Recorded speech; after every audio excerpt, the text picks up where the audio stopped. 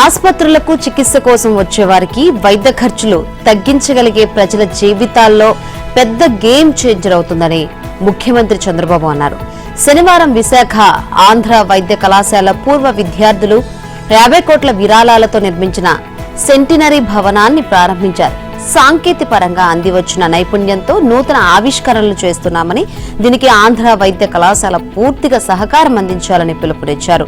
ప్రజల ఆరోగ్యం, ఇతర వివరాలతో కూడిన డేటా, రియల్ టైం డేటా ఉన్నాయని, వాటిని ఏఐ టూల్ తో అనుసంధానం చేయడం ద్వారా సమగ్ర డేటా తయారు చేస్తున్నామని వెల్లడించారు. క్వాంటమ్ కంప్యూటింగ్ సెంటర్ ను అమరావతిలో నెలకొల్పుతున్నట్లు చెప్పారు. వచ్చే 10 ఏళ్లలో వచ్చే మార్పులను ఇప్పుడే అంచనా వేసి అందుకు తగినట్లుగా ఆవిష్కరణలు చేయాలన్నారు. అన్ని రంగాల మాదిరిగా వైద్య రంగంలో అనేక మార్పులు వస్తున్నాయని సీఎం అన్నారు. వైద్య విద్యార్థులు టెక్నాలజీ కోర్సులు చేస్తే వృత్తిపరంగా రాణిస్తారని సూచించారు. అల్ట్రా సెన్సార్ సాయంతో ప్రతిరోజు తాను ఆహారం తీసుకుంటున్నానని, రోజు తినే ఆహారాన్ని మెడిసిన్ గా, వంటిలను ఫార్మసీగా పరిగణించాలని అన్నారు. ఆరోగ్యం మన చేతిలోనే ఉందన్నారు.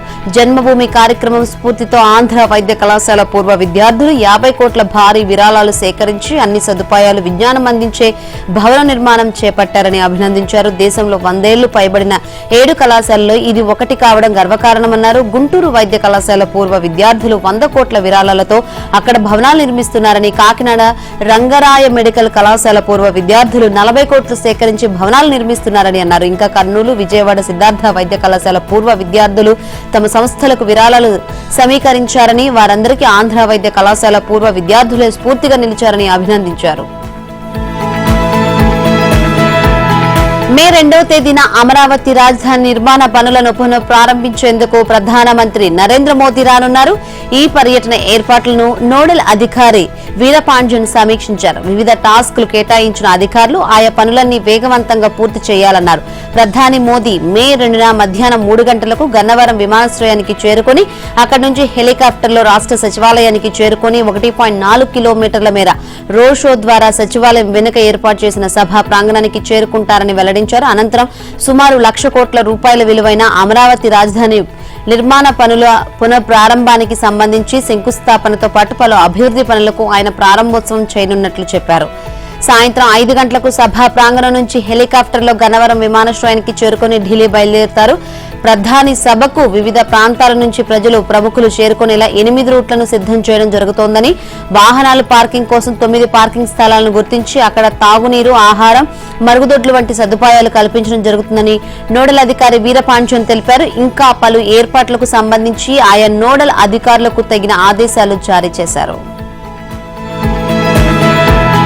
ఆర్టిఫిషియల్ ఇంటెలిజెన్స్ ను అందిపుచ్చుకుంటుంది. బాధితుల ఫిర్యాదు నుంచి కోర్టులో ఛార్జ్షీట్ వరకు అంతా ఏఐతోనే అని అంటోంది. ఏ ప్రపంచాన్ని ఏలుతున్న కాలం ఇది. దానిని ముందుగా అందిపుచ్చుకున్న వారిదే ఆ రంగంలో విజయం. ఆంధ్ర పోలీస్ తన సత్తాను చాటడానికి ఆ దిశగా వడివడిగా అడుగులు వేస్తోంది. నిన్నటి వరకు ఏలూరు జిల్లాలోని ఓ స్టేషన్ కు పరిమితమైన ట్రయల్ రన్ ను ఇప్పుడు మరిన్ని పోలీస్ స్టేషన్లకు విస్తరిస్తున్నారు. జైలు శాఖ సైతం ఏను సమకూర్చుకుంటోంది. జైలు రక్షణ, ములాఖతును సరళతరం చేయడం, బంధువులతో ఖైదీ మాట్లాడుకోవడానికి వీడియో కాల్, ఆన్లైన్లో కోర్టు వాయిదాలకు వంటివన్నీ ఇకపై ఏఐ సాయంతో నిర్వహించేందుకు సమాయత్తమైంది. సీఎం చంద్రబాబు 2 రోజుల క్రితం నిర్వహించిన ఐటీ సమావేశంలో జైళ్ల శాఖ డీజీ అంజనీ కుమార్ పై అంశాలను వివరించారు. ఏఐతో ప్రతి ఖైదీ వారానికి 2 సార్లు మొత్తం 10 నిమిషాలు వీడియో కాల్ మాట్లాడుకునే అవకాశం కల్పించబోతున్నారు. కుటుంబ సభ్యుల నెంబర్ ఖైదీ చెప్తే ఒక రోజు ముందే ఆ నెంబర్ కు ఏ సందేశం పంపుతుంది. మీకు జైలు నుంచి వీడియో కాల్ వస్తుంది. ఫోన్ ఛార్జింగ్, నెట్వర్క్ సరిగా ఉండేలా చూసుకోవాలని చెబుతోంది. అలాగే జ్యుడిషియల్ రిమాండ్ లో ఉన్న ఖైదీలను కోర్టు వాయిదాలకు తీసుకువెళ్లాలంటే సిబ్బంది, సెక్యూరిటీ, వాహనం ఇదంతా పెద్ద ప్రయాస. ఇకపై వాయిదా రోజు ఏ కోర్టులో పరచాల్సి ఉందో ఆ కోర్టుకు వీడియో కాన్ఫరెన్స్ ద్వారా ఖైదీని చూపించి పేరు చెబుతారు. దీంతో వ్యయ ప్రయాసాలు తగ్గుతాయి, సమయం కలిసొస్తుంది. ఏ అప్డేటెడ్ వర్షన్ ఏని తక్కువ ధరకు సమకూర్చే వారితో ఒప్పందం చేసుకుని మే నుంచి అందుబాటులోకి తెస్తామని డీజీపీ హరీష్ కుమార్ గుప్తా చెప్పారు. ఈ బాధ్యతలను ఆయన శాంతి భద్రతల ఏఐజీ సిద్ధార్థ కౌశల్ కు అప్పగించారు. ఏపీలో గత వైసీపీ ప్రభుత్వ నిర్లక్ష్యంతో గుంటూరు నగర ఇన్నర్ రింగ్ రోడ్డు 3వ దశ నిర్మాణ పనులు 6 ఏళ్లుగా ఎక్కడికక్కడే నిలిచిపోయాయి. రాజధాని ప్రాంతం కావడం, శివారు కాలనీలతో నగర విస్తీర్ణం పెరగడంతో ఇతర ప్రాంతాల నుంచి రాకపోకలు పెరిగి నగరంలో ట్రాఫిక్ రద్దీ ఎక్కువగా ఉంటుంది. ఈ నేపథ్యంలో అధికారంలోకి వచ్చిన కూటమి ప్రభుత్వం 3వ దశ పనులకు నిధులు కేటాయించి పనులు ప్రారంభించేందుకు చర్యలు తీసుకోవడం పట్ల నగరవాసులు హర్షం వ్యక్తం చేస్తున్నారు. గుంటూరు నగర ట్రాఫిక్ సమస్యలు తీర్చే ఇన్నర్ రింగ్ రోడ్డును వీలైనంత వేగంగా అందుబాటులోకి తెచ్చేందుకు కూటమి ప్రభుత్వం కార్యాచరణ రూపొందిస్తోంది. వైసీపీ ప్రభుత్వ హయాంలో Mahatma Gandhi inner ring road 3వ దశ పనులు అడుగు ముందు పడలేదు. 3వ దశ పనుల్లో భాగంగా స్వర్ణ భారతీ నగర్ నుంచి పెదపలుకలూరు వరకు చేపట్టిన రోడ్డు నిర్మాణాన్ని జగన్ సర్కార్ గాలికి వదిలేసింది. స్వర్ణ భారతీ నగర్ లో ఇళ్ల తొలగింపు అంశం సాకుతో రింగు రోడ్డు నిర్మాణాన్ని అసంపూర్తిగా వదిలేసింది. దాంతో ఈ రహదారి ప్రస్తుతం 2 దశలకే పరిమితమైంది. అధికారంలోకి వచ్చిన చంద్రబాబు నేతృత్వంలోని కూటమి ప్రభుత్వం Mahatma Gandhi inner ring road 3వ దశ పనుల కోసం నిధులు కేటాయించింది. 6 ఏళ్లుగా పనులు నిలిచిపోవడంతో వీలైనంత త్వరగా ఈ రహదారిని అందుబాటులోకి తీసుకురావాలని దృఢ సంకల్పంతో ప్రభుత్వం ఉంది. ఈ ఇన్నర్ రింగ్ రోడ్డు 3వ దశ పనులు పూర్తయితే పల్నాడు జిల్లాలోని మాచర్ల, నరసరావుపేట సహా కర్నూలు, అనంతపురం, హైదరాబాద్ వైపు నుంచి వచ్చే వాహనాలు విజయవాడ వెళ్లేందుకు సమయం, దూరం తగ్గుతుంది. మరోవైపు రాజధాని ప్రాంతం కావడం, శివారు కాలనీలతో గుంటూరు నగర విస్తీర్ణం పెరగడంతో ఇతర ప్రాంతాల నుంచి రాకపోకలు పెరిగాయి. ఈ రహదారి అందుబాటులోకి వస్తే ఈ వాహనాలు గుంటూరు నగరంలో నుంచి కాకుండా ఈ ఇన్నర్ రింగ్ రోడ్డులో వెళ్లడం వల్ల నగర వాసులకు ట్రాఫిక్ సమస్య కూడా ఉండదు. ఈ నేపథ్యంలో గుంటూరు నగరంలో విజయవాడ వైపు ఉన్న ఆటోనగర్, అమరావతి రోడ్డు, పలకలూరు రోడ్డు మీదుగా పేరేచర్ల వరకు అనుసంధానం చేస్తూ అంతరవలయ రహదారి నిర్మాణాన్ని చేపట్టారు. పహల్గామ్ ఉగ్రదాన్ని అత్యంత సీరియస్ గా తీసుకున్న కేంద్ర ప్రభుత్వ ఆదేశాలను రాష్ట్రంలోనూ పోలీసులు గట్టిగా అమలు చేస్తున్నారు. పాకిస్తాన్ జాతీయులు తక్షణమే రాష్ట్రం విడిచి వెళ్లి పోవాల్సిందిగా పలు జిల్లాల పోలీసులు ఆదేశించారు. శుక్ర, శనివారాల్లో సమీక్ష నిర్వహించిన డీజీపీ హరీష్ కుమార్ గుప్తా రాష్ట్రంలో ఎక్కడ పాకిస్తానీయులు ఉన్నా తక్షణమే వారిని దేశం నుంచి పంపించేయాలని జిల్లాల ఎస్పీలను, పోలీస్ కమిషనర్లను ఆదేశించారు. నగరంలోకి దిగిన పోలీసు ఇంటెలిజెన్స్ వర్గాలు మొత్తం 21 మంది పాకిస్తానీయులు, వారిలో 14 మంది ఆదివారంలోపే వెళ్లమని చెప్పగా మరో 7 వైద్య సేవల కోసం వచ్చామని, సోమవారం ఆసుపత్రిలో చూపించుకుని ఈ నెల 29న దేశం విడిచి పాకిస్తాన్ కు వెళ్లిపోతామని పోలీసులకు చెప్పినట్లు తెలిసింది. ప్రతి ఒక్కరిపై నిఘా పెట్టి అందరినీ ఈ నెల 29 లోపు దేశం దాటిపోయేలా చూడాలని ఎస్పీలకు డీజీపీ స్పష్టమైన ఆదేశాలు ఇచ్చారు. దేశ భద్రత కోసం కేంద్ర ప్రభుత్వం తీసుకున్న నిర్ణయాన్ని ఏపీలో పూర్తి స్థాయిలో అమలు చేసేందుకు కృషి చేస్తున్నామని డీజీపీ చెప్పారు. అనంతపురంలో పోలీసులు విస్తృతంగా తనిఖీలు చేపట్టారు. కశ్మీర్లో ఉగ్రవాదులు చేసిన దాడి నేపథ్యంలో నగరంలోని పలు చోట్ల పోలీసులు తనిఖీలు చేశారు. రైల్వే స్టేషన్, బస్టాండ్, ముఖ్య ప్రాంతాలలో వాహనాలను పరిశీలించారు. అలాగే అనుమానిత వ్యక్తులను అదుపులోకి తీసుకుని గోప్యంగా విచారిస్తున్నారు. రైల్వే స్టేషన్ పరిసర ప్రాంతాల్లో డాగ్ స్క్వాడ్లతో పోలీసులు తనిఖీ చేశారు. అనుమానిత పార్సిల్ బాక్సులను క్షుణ్ణంగా పరిశీలించారు. ప్రమాదకర పేలుడు పదార్థాలు ఉన్నాయనే అనుమానంతో తనిఖీలు చేపట్టారు. అలాగే రైల్వే స్టేషన్, బస్టాండ్ సమీపంలోని పార్కింగ్ ఏరియాలో ఉన్న వాహనాలను కూడా పరిశీలించారు.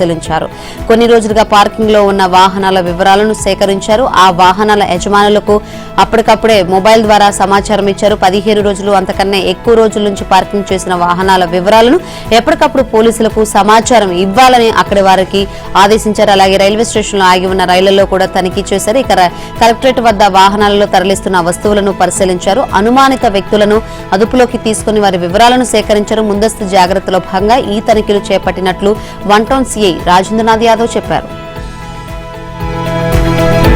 జమ్మూ కశ్మీర్ పహల్గామ్ లో జరిగిన ఉగ్రదాడిలో త్రుటిలో ప్రాణాలు తప్పించుకున్న మెదక్, సంగారెడ్డి, కామారెడ్డి, హైదరాబాద్, సిద్దిపేట, వరంగల్ జిల్లాలకు చెందిన 116 మంది ప్రయాణికులు శంషాబాద్ ఎయిర్పోర్ట్ కు చేరుకున్నారు. శంషాబాద్ ఎయిర్పోర్ట్ లో పర్యాటకులకు మల్కాజ్గిరి మాజీ ఎమ్మెల్యే మైనంపల్లి హనుమంతరావు స్వాగతం పలికారు. అనంతరం ఉగ్రదాడులు నిరసిస్తూ పర్యాటకులతో కలిసి ఎయిర్పోర్ట్ లో కొవ్వొత్తుల ర్యాలీ నిర్వహించారు. ఉగ్రవాదులకు, పాకిస్తాన్ కు వ్యతిరేకంగా నినాదాలు చేశారు. ఉగ్రదాడి జరిగే సమయంలో మెదక్ జిల్లాకు చెందిన కొంతమంది పర్యాటకులు అక్కడున్నారు. వారు మాజీ ఎమ్మెల్యే మైనంపల్లి హనుమంతరావుకు సమాచారం అందించారు. దీంతో ఆయన తెలంగాణ సీఎస్ డీజీపీతో మాట్లాడి, జమ్మూ కశ్మీర్ డీజీపీతో మాట్లాడి జమ్మూ నుంచి విమానంలో శ్రీనగర్ కు తరలించి అక్కడి నుంచి ప్రత్యేక విమానంలో ఢిల్లీ మీదుగా శంషాబాద్ ఎయిర్పోర్ట్ కు తీసుకువచ్చారు. ఉగ్రవాదాన్ని కూకటి వేళ్లతో పెకిలించాలని, ఉగ్రవాదాన్ని అణిచివేసేందుకు కేంద్రం ఏ నిర్ణయం తీసుకున్నా తమ ప్రభుత్వం సహకరిస్తుందని మాజీ ఎమ్మెల్యే మైనంపల్లి హనుమంతరావు చెప్పారు. ఐపీలో లెక్కర్ స్కామ్ అంతర్జాతీయ స్థాయి కుంభకోణం. ఇది 3,200 కోట్లకు పరిమితం కాదని 10,000 కోట్లకు పైనే స్కామ్ జరిగిందని టీడీపీ పొలిట్ బ్యూరో సభ్యుడు ఎమ్మెల్యే సోమిరెడ్డి చంద్రమోహన్ రెడ్డి ఆరోపించారు. టీడీపీ కేంద్ర కార్యాలయంలో ఆయన ఈ విషయంపై మాట్లాడారు. వైసీపీ పాలన 5 ఏళ్లలో మద్యం అమ్మకాల్లో 1.30 లక్షల కోట్ల నగదు లావాదేవీలు జరిగాయని ప్రధాని మోదీ డిజిటల్ ఇండియా అంటుంటే జగన్ రెడ్డి మాత్రం తన దందా కోసం రాష్ట్రాన్ని క్యాష్ ఆంధ్రప్రదేశ్ గా మార్చారని సోమిరెడ్డి ఆగ్రహం వ్యక్తం చేశారు. 1.30 లక్షల కోట్ల క్యాష్ ట్రాన్సాక్షన్స్ జరుగుతుంటే గత 5 ఏళ్లు ఈడీ, సిబిఐ ఈ కుంభకోణంపై ఎందుకు దృష్టి సారించలేదని సోమిరెడ్డి ప్రశ్నించారు. జగన్ రెడ్డి పర్యవేక్షణలో నడిచిన Kasireddy and team excise department పర్యవేక్షణలోని మద్యం డిపోలకు వెళ్లకుండా డిస్టిలరీల నుంచి నేరుగా దుకాణాలకు స్టాక్ తరలించి అక్రమంగా అమ్ముకునిందని ఫైర్ అయ్యారు. బీజేపీ ఎమ్మెల్యే విష్ణుకుమార్ రాజుపై టీడీపీ ఎమ్మెల్యే గంటా శ్రీనివాసరావు నడి రోడ్డుపై తీవ్ర ఆగ్రహం వ్యక్తం చేశారు. స్థానిక ఎమ్మెల్యేనైనా తనకు తెలియకుండా వైజాగ్ ఫిలింనగర్ భూమి కేటాయింపుపై 6 ఎమ్మెల్యేలతో సంతకాలు చేయించి జిల్లా కలెక్టర్కు ఎలా ఇచ్చారంటూ నిలదీశారు. దీంతో పొరపాటైందంటూ విష్ణుకుమార్ రాజు క్షమాపణ చెప్పారు. గ్రేటర్ విశాఖ మున్సిపల్ కార్పొరేషన్ కార్యాలయం వద్ద శనివారం జరిగింది ఈ ఘటన. జీవీఎంసీ డిప్యూటీ మేయర్పై అవిశ్వాస తీర్మాన నోటీసు నేపథ్యంలో శనివారం కౌన్సిల్ ప్రత్యేక సమావేశానికి ఎక్స్ అఫీషియో సభ్యుల హోదాలో వీరిద్దరూ హాజరయ్యారు. సమావేశం ముగిశాక తన కారు ఎక్కుతున్న భీమిలి ఎమ్మెల్యే గంటా శ్రీనివాసరావును విశాఖ ఉత్తర ఎమ్మెల్యే విష్ణుకుమార్ రాజు పలకరించారు. దీంతో గంటా ఆయనపై ఆగ్రహం వ్యక్తం చేశారు. లోకల్ ఎమ్మెల్యేను తనకు తెలియకుండా ఫిలిం క్లబ్ కోసం లెటర్ ఎలా ఇస్తారంటూ నిలదీశారు. ఏ మెసేజ్ ఇవ్వాలనుకుంటున్నారని ప్రశ్నించారు. మధ్య స్కామ్ మాజీ సీఎం జగన్ ప్రత్యక్ష మార్గదర్శకత్వంలో సాగిందని లిక్కర్ మాఫియా నుంచి అందిన నిధులను వైసీపీ ఖాతాలోకి మళ్లించారనే సిట్ తేల్చింది. నాసిరకం మద్యంతో కంపెనీలు వాటి నుంచి కమిషన్ల రూపంలో వైసీపీ పెద్దలు 1,000 కోట్లు ఎలా దోచుకున్నారనేది కోర్టుకు తెలిపింది. వసూళ్లకు ప్రణాళిక రచించి సొంతంగా మద్యం వ్యాపారం నిర్వహించింది ఎస్పీవై ఆగ్రోస్ అధినేత సజ్జల శ్రీధర్ రెడ్డేనని A6 తేల్చింది. ఎంపీ మిథున్ రెడ్డికి భాగస్వామిగా మద్యం స్కామ్ లో కీలకంగా వ్యవహరించారని తెలిపింది. ఈ కేసులో శ్రీధర్ రెడ్డిని శనివారం విజయవాడ కోర్టులో ప్రవేశపెట్టారు. కుంభకోణంలో ఆయన పాత్రపై రిమాండ్ రిపోర్టులో వివరించారు. సంతకం చేసేందుకు నిందితులు నిరాకరించడంతో మధ్యవర్తుల సమక్షంలో రికార్డు చేశారు. వైసీపీ అధికారంలోకి వచ్చిన వెంటనే హైదరాబాద్, విజయవాడలో జరిగిన సమావేశాల్లో చర్చలు, మద్యం మాఫియా ఏర్పాటుకు వ్యూహం, అమలు, వసూలు, నిధుల సమీకరణ, షెల్ కంపెనీల వివరాలు, నల్ల డబ్బు ప్రవాహం, జగన్ మార్గ నిర్దేశకత్వం వరకు అన్ని వివరాలు సిట్ వెల్లడించింది. ఎస్పీవై ఆగ్రోస్ నుంచి ఓల్విక్, కురుపతి, నైస్నా, Balaji trading, Venkateswara packaging, Vishal enterprises వంటి షెల్ కంపెనీలు లావాదేవీలు జరిపినట్లు సిట్ విచారణలో శ్రీధర్ రెడ్డి వివరించారు. వాటి ద్వారా చెల్లింపులు జరిపి అక్కడి నుంచి మద్యం మాఫియా చలామణి కొనసాగించినట్లు కోర్టుకు సిట్ నివేదించింది. శ్రీధర్ రెడ్డి చెప్పిన దాని ప్రకారం మొత్తం ప్రణాళిక జగన్ మార్గదర్శకత్వంలోనే కొనసాగిందని సిట్ స్పష్టం చేసింది. మద్యం మాఫియా నుంచి సేకరించిన నిధులు వైసీపీ ఖాతాలోకి మళ్లినట్లు శ్రీధర్ రెడ్డి రిమాండ్ రిపోర్టులో పేర్కొంది. మద్యం కుంభకోణం కేసులో ఎస్పీవై డిస్టిలరీస్ అధినేత సజ్జల శ్రీధర్ రెడ్డికి కోర్టు రిమాండ్ విధించింది. ఈ కేసులో శ్రీధర్ రెడ్డిని A6 గా సిట్ పేర్కొంది. అంతకు ముందుగా ఆయనకు విజయవాడ ప్రభుత్వ ఆసుపత్రిలో వైద్య పరీక్షలు చేయించారు. అనంతరం ఏసీబీ కోర్టులో సిట్ అధికారులు హాజరుపరిచారు. శ్రీధర్ రెడ్డికి మే 6వ తేదీ వరకు న్యాయ అధికారి పి భాస్కర్ రావు రిమాండ్ వెల్లడించారు. అనంతరం ఆయనను విజయవాడ జిల్లా జైలుకు తరలించారు. ప్రపంచవ్యాప్తంగా ప్రజాస్వామిక రాజకీయాలు పూర్తిగా మారిపోయాయని కాంగ్రెస్ అగ్రనేత, లోక్సభలో ప్రతిపక్ష నేత రాహుల్ గాంధీ అన్నారు. 10 ఏళ్ల క్రితం అనుసరించిన రాజకీయ సూత్రాలు, అప్పుడు ప్రభావశీలంగా ఉన్న విధానాలు ఇప్పుడు పనికిరావన్నారు. ప్రస్తుత సమాజంలో ఉత్పన్నమవుతున్న కొత్త తరహా ఆలోచనలకు అనుగుణంగా ఇప్పటి రాజకీయాలు ఉండాలని, రాజకీయాల్లోకి కొత్త తరం రావాలని పిలుపునిచ్చారు. ప్రజలతో నేరుగా సంబంధాలు నెరవేర్చాల్సిన అవసరం ఉందన్నారు. ఇదే ఇప్పుడు మనందరి ముందున్న పెద్ద సవాలు అని పేర్కొన్నారు. హైదరాబాద్ అంతర్జాతీయ కన్వెన్షన్ సెంటర్లోని నోవాటెల్ హోటల్లో జరిగిన 2 రోజుల భారత్ సదస్సు 2025 ముగింపు రోజైన శనివారం విదేశీ ప్రతినిధులను ఉద్దేశించి రాహుల్ ప్రసంగించారు. ప్రస్తుత దుందుడుకు రాజకీయాల్లో ప్రతిపక్షాన్ని తొక్కేస్తున్నారని, తాము మాట్లాడకుండా అన్ని మార్గాలను మూసేస్తున్నారని బీజేపీని ఉద్దేశించి వ్యాఖ్యానించారు. వారిదంతా ప్రతిపక్షాలను తొక్కేసే విధానమన్నారు. తెలంగాణలో అధికారంలోకి వచ్చినప్పటి నుంచి ప్రజల ఆకాంక్షలకు అనుగుణంగా ముందుకెళ్తున్నామని ముఖ్యమంత్రి రేవంత్ రెడ్డి తెలిపారు. నిజానికి ఇప్పుడే పని మొదలు పెట్టామని, చేయాల్సింది ఇంకా చాలా ఉందని చెప్పారు. మీ అనుభవం, పరిజ్ఞానం, నైపుణ్యాలను మాతో పంచుకోండి. మీరే తెలంగాణ రైజింగ్ బ్రాండ్ అంబాసిడర్లుగా మారి తెలంగాణ గొప్పదనాన్ని ప్రపంచానికి చాటి చెప్పండి అని కోరారు. హైదరాబాద్ లోని HICCలో భారత్ సదస్సులో శనివారం కాంగ్రెస్ అగ్రనేత రాహుల్ గాంధీతో కలిసి సీఎం రేవంత్ రెడ్డి హాజరై మాట్లాడారు. దేశంలో కుల సర్వే నిర్వహించిన తొలి రాష్ట్రంగా తెలంగాణ నిలవడం గర్వకారణమని చెప్పారు. దేశంలో ఎస్సీ వర్గీకరణ చేపట్టిన మొదటి రాష్ట్రంగా తెలంగాణ నిలిచిందన్నారు. తెలంగాణకు ప్రత్యేక సంస్కృతి సంప్రదాయాలు ఉన్నాయని, ప్రత్యేక రాష్ట్రం కోసం దశాబ్దాల పోరాటం జరిగిందని సీఎం రేవంత్ గుర్తు చేశారు. ఓరుగల్లు వేదికగా రజతోత్సవ సభను ఘనంగా నిర్వహించేందుకు బీఆర్ఎస్ పార్టీ సర్వం సిద్దం చేసింది. హనుమకొండ జిల్లా ఎలకతుర్తి వద్ద ఇవాళ సాయంత్రం 4:30 జరిగే భారీ బహిరంగ సభ కోసం విస్తృత ఏర్పాట్లు చేసింది. జన సమీకరణపై దృష్టి పెట్టిన బీఆర్ఎస్ అధినాయకత్వం దానికి తగ్గట్టుగా ప్రణాళికలు రూపొందించుకుంది. ఉమ్మడి వరంగల్తో పాటు సమీపంలో ఉమ్మడి కరీంనగర్, నల్గొండ, ఖమ్మం జిల్లాల నుంచి ప్రధానంగా జన సమీకరణ చేపడుతోంది. భారీ బహిరంగ సభలో మాట్లాడేది ఒకే ఒక్కరే, అదే బీఆర్ఎస్ అధినేత కేసీఆర్. ఆయన ప్రధాన గురి కూడా మొన్నటి ఎన్నికల్లో కాంగ్రెస్ పార్టీ ప్రజలకు ఇచ్చిన హామీల అమలుపైనే ఉంటుందని సమాచారం. రైతు రుణమాఫీ పూర్తిగా అమలు చేయలేదని, రైతు భరోసా ఇంకా ఇవ్వలేదన్న అంశాల నుంచి పలు హామీల అమలుపై అధికార కాంగ్రెస్ ను ఆయన నిలదీయనున్నట్లు తెలిసిందే. బీఆర్ఎస్ రజతోత్సవ సభకు గులాబీ సైనికులతో పాటు తెలంగాణ ప్రజలు లక్షలాదిగా తరలి రావాలని BRS party working president KTR పిలుపునిచ్చారు. ముఖ్య నేతలతో టెలికాన్ఫరెన్స్ లో ఆయన మాట్లాడుతూ సభకు హాజరయ్యే వాళ్ళందరూ గులాబీ రంగు దుస్తులు ధరించేలా చూసుకోవాలన్నారు.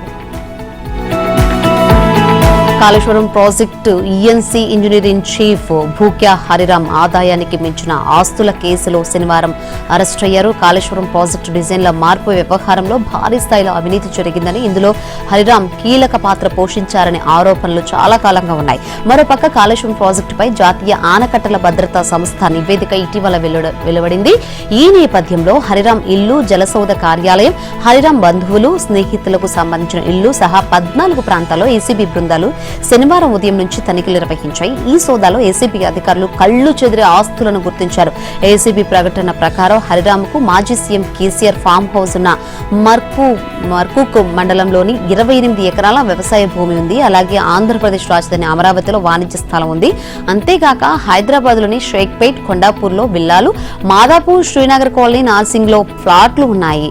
పటాన్ చెరువులో 20 గుంటల భూమి, శ్రీనగర్ కాలనీలో 2 ఇండిపెండెంట్ ఇళ్లు కూడా ఉన్నాయి. బొమ్మల రామారంలో 6 ఎకరాల ఫామ్ హౌస్, మామిడి తోట, కొత్తగూడెంలో నిర్మాణంలో ఉన్న భవనం, కుత్బుల్లాపూర్, మిర్యాలగూడలో ఖాళీ స్థలాలు ఉన్నాయి. ఇక BMW సహా 2 కార్లు ఉన్నాయి. ఇవేగాక బంగారు ఆభరణాలు, బ్యాంకు డిపాజిట్లను కూడా గుర్తించారు. ఆయా ఆస్తుల విలువ బహిరంగ మార్కెట్లో భారీగా ఉంటుందని పేర్కొంది. ఈ మేరకు హరిరామ్ను అదుపులోకి తీసుకుని జ్యుడిషియల్ రిమాండ్కు తరలించినట్లు తెలిపింది. రాష్ట్ర ప్రభుత్వం నోటిఫై చేసిన ఎస్సీ వర్గీకరణ చట్టాన్ని సవాల్ చేస్తూ హైకోర్టులో మరో 2 పిటిషన్లు దాఖలయ్యాయి. సుప్రీంకోర్టు సూచించిన విధంగా సంపన్న శ్రేణి నిబంధనను అమలు చేయలేదని పేర్కొంటూ ఇప్పటికే పిటిషన్ దాఖలైంది. దానికి తోడుగా చట్టబద్దమైన డేటా ఏదీ లేకుండా ఏకసభ్య కమిషన్ ఇచ్చిన నివేదిక ఆధారంగా చేపట్టిన వర్గీకరణ చెల్లదని పేర్కొంటూ మాల మహానాడు జాతీయ అధ్యక్షుడు చెన్నయ్య, ఎస్సీ ఐక్య వేదిక ఉపాధ్యక్షుడు గడ్డం శంకర్ 2 వేర్వేరు పిటిషన్లు దాఖలు చేశారు. దీనిపై తాత్కాలిక ప్రధాన న్యాయమూర్తి జస్టిస్ సుజయ్ పాల్, జస్టిస్ రేణుకా ధర్మాసనం విచారణ చేపట్టింది. కమిషన్ ఇచ్చిన నివేదికకు చట్టబద్దత లేదని తెలిపారు. దీనిపై సవివరంగా వాదనలు వినాల్సి ఉందన్న ధర్మాసనం కేంద్ర రాష్ట్ర ప్రభుత్వాలకు నోటీసులు జారీ చేసింది. టీటీడీకి కల్తీ నెయ్యి సరఫరా కేసులో 2 నిందితులను విచారణ నిమిత్తం సిట్ అధికారులు జ్యుడిషియల్ కస్టడీ నుంచి తమ కస్టడీకి తీసుకున్నారు. ఈ కేసులో తొలుత 4 నిందితులను అరెస్ట్ చేసిన సిట్ బృందం తర్వాత మరో 2 అరెస్ట్ చేసిన విషయం తెలిసిందే. ఇక దీంతో ఈ కేసులో ఇప్పటి వరకు అరెస్ట్ అయిన వారి సంఖ్య 6కు చేరింది. ఈ ఏడాది జనవరిలో 4 అరెస్ట్ చేయగా కేసు దర్యాప్తులో భాగంగా 2 నెల కిందట అరెస్ట్ చేసినట్లు సమాచారం. A12 గా హరిమోహన్, A15 ఆశిష్ అగర్వాల్ ను అరెస్ట్ చేసి రిమాండ్కు తరలించినట్లు తెలిసిందే. హరిరామ్ మోహన్ భోలేబాబా డైరీ CGM అని ఆశిష్ అగర్వాల్ నెయ్యి తయారీకి వినియోగించే 3 పదార్థాల సరఫరా వ్యాపారం చేస్తున్నారని తెలిసింది. వీరిని విచారించేందుకు సిట్ అధికారులు నెల్లూరు ఏసీబీ కోర్టులో పిటిషన్ వేయగా 24 నుంచి 28 వరకు సిట్ కస్టడీకి అప్పగించేందుకు కోర్టు అనుమతించింది. తిరుపతి సిట్ కార్యాలయంలో వారిని విచారిస్తున్నట్లు తెలిసింది. ఆర్థిక శాఖ అనుమతులు రాగానే రాష్ట్రంలో పెండింగ్ పడిన డెల్టా ఆధునీకరణ పనులు చేపడతామని ఏపీ మంత్రి నిమ్మల రామానాయుడు చెప్పారు. పశ్చిమ గోదావరి జిల్లా నరసాపురంలో నిర్వహించిన మత్స్యకార సేవ కార్యక్రమానికి ఆయన ముఖ్య అతిథిగా హాజరయ్యారు. ఈ కార్యక్రమంలో 1802 మంది మత్స్యకారులకు వేట నిషేధిత వృత్తిలో భాగంగా చెక్కులను అందించారు. గత వైసీపీ ప్రభుత్వ హయాంలో ఇరిగేషన్ శాఖ పూర్తిగా నిర్వీర్యమైందని మంత్రి నిమ్మల విమర్శించారు. తట్టా మట్టి కూడా తీయకుండా 1800 కోట్ల బిల్లుల్ని పెండింగ్ లో పెట్టారని ఆయన ఆరోపించారు. వీటన్నిటిని క్లియర్ చేసుకుంటూ ఇరిగేషన్ పనులను దశల వారీగా చేపడుతున్నామన్నారు. నంద్యాల జిల్లా జూపాడు బంగ్లా మండలం మండలం గ్రామంలో శ్రీ శ్రీ హజరత్ సయ్యద్ షా మహమ్మద్ బాషా ఖాద్రి ఉర్సు ఘనంగా జరిగింది. ఉరుసులో భాగంగా ఈ రోజు గంధోత్సవం అంగరంగ వైభవంగా నిర్వహించారు. ఒంటిపై గంధంతో ఊరేగింపుగా దర్గా దగ్గరకు వచ్చి ఈ మహోత్సవంలో చుట్టుపక్కల గ్రామాల నుంచే కాకుండా ఇతర రాష్ట్ర ప్రజలు భక్తి శ్రద్ధలతో పాల్గొన్నారు. దర్గాను విద్యుత్ దీపాలతో సుందరంగా అలంకరించారు. ఉదయం నుంచే భక్తులు దర్గాను సందర్శించుకున్నారు. ప్రతి ఏటా భక్తి శ్రద్ధలతో నిర్వహించే గంధ మహోత్సవంలో పెద్ద సంఖ్యలో హిందువులు పాల్గొనడం ఆనవాయితీగా వస్తుంది. గంధ మహోత్సవంలో గ్రామంలో పండుగ వాతావరణం నెలకొంది.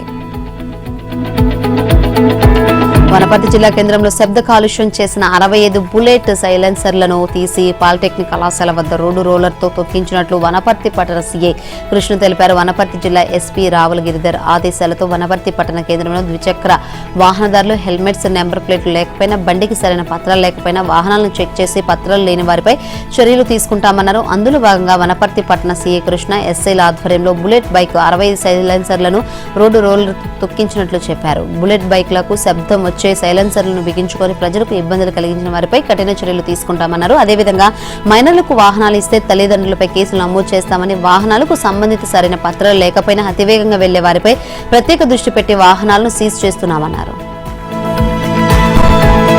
తెలంగాణలో ఎండలు దంచికొడుతున్నాయి. కొన్ని జిల్లాలు శనివారం నిప్పుల కొలిమిని తలపించాయి. కొన్ని జిల్లాలో సాయంత్రం 6 అయ్యేసరికి వాతావరణం మారి వానలు బీభత్సం సృష్టించాయి. గత ఏడాదితో పోలిస్తే ఏడాది గరిష్ట ఉష్ణోగ్రతలు పెరిగాయి. నిరుడు ఏప్రిల్ చివరి వారంలో సగటు 45 డిగ్రీల లోపే గరిష్ట ఉష్ణోగ్రత నమోదవగా ఈసారి ఏప్రిల్ 3వ వారం నుంచే 45 డిగ్రీలకు పైగా గరిష్ట ఉష్ణోగ్రతలు నమోదయ్యాయి. శనివారం రాష్ట్రంలోనే అత్యధికంగా ఆదిలాబాద్ జిల్లా సిరికొండలో 45.5 డిగ్రీల ఉష్ణోగ్రత నమోదైంది. నిర్మల్ జిల్లా నరసాపూర్, ఆదిలాబాద్ జిల్లా నేరగొండిలో 45.4, జగిత్యాల జిల్లా రాయకల్లు కూడా నమోదయ్యాయి. మరోవైపు తెలంగాణలో పలు జిల్లాల్లో ఆదివారం వర్షం కురిసే అవకాశం ఉందని వాతావరణ కేంద్రం హెచ్చరించింది. భారత అంతరిక్ష పరిశోధన సంస్థ వరుస ప్రయోగాలకు సన్నాహాలు చేస్తుంది. దీనికి సంబంధించి పనులు తిరుపతి జిల్లా శ్రీహరికోటలోని సతీష్ ధావన్ అంతరిక్ష కేంద్రం షార్లో శరవేగంగా జరుగుతున్నాయి. ఇందులో భాగంగా తొలుత మే నెలాఖరులో GSLV F-16 ప్రయోగం చేపట్టనున్నారు. ఈ రాకెట్ ద్వారా నిసార్ ఉపగ్రహాన్ని రోదసీలోకి పంపనున్నారు. ఈ రాకెట్ కు సంబంధించిన రెండో దశ GS-2ను తమిళనాడులోని మహేంద్రగిరిలోని ఇస్రో ప్రొవల్షన్ కాంప్లెక్స్ నుంచి షార్లోని లాంచ్ కాంప్లెక్స్ కు తరలించే వాహనానికి ఇస్రో చైర్మన్ వి నారాయణన్ 24న జెండా ఊపినట్లు ఇస్రో శనివారం ప్రకటించింది. షార్ రెండో ప్రయోగ వేదిక సమీపంలోని వెహికల్ అసెంబ్లీ బిల్డింగ్ లో ఈ నెల మొదటి వారంలో రాకెట్ మొదటి దశ అనుసంధాన పనులు ప్రారంభించారు. సోమవారం నుంచి రెండో దశ పనులు చేపడతారు.